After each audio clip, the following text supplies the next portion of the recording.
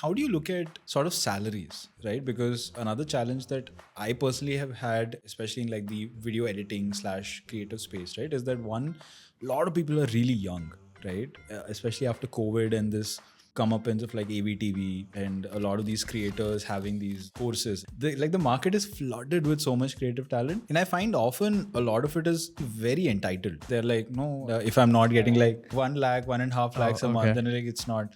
As a successful agency owner, like I would love to know your thoughts on both sides of the process of how do you price looking at the business, being a business owner, and also how do you think of, let's say, as someone who's wanting to learn in an agency and maybe like skip every 2 years or move every 2 years, what should the likely thought process there be for like consistent growth? Like I said, the 50, 25, 25, if you have as a rule, then you try to make everything run within that. So then you let the heads of department also know that this is the model, and then they also are aware that A client is paying X, and as a result, a B resource can't be afforded for Y. Like you need to figure out a different thing. So you make them part of the process. See, the market is a market. So if you're getting money from a source, if someone's willing to pay a 20-year-old a lakh because they're good or because that is their knowledge of that skill and they're willing to bench that as the price, then that's the case. And then if they're able to find it, great, good for them. And I think you should encourage them to ask for more. That's fine. There are realities of your business, of how much you can afford.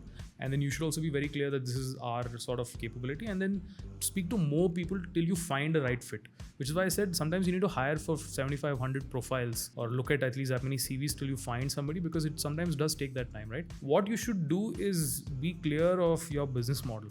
Are you solving for the biggest brands and the biggest problems, or are you more tactical, or are you more lower funnel or lower in the pyramid, so working with smaller businesses?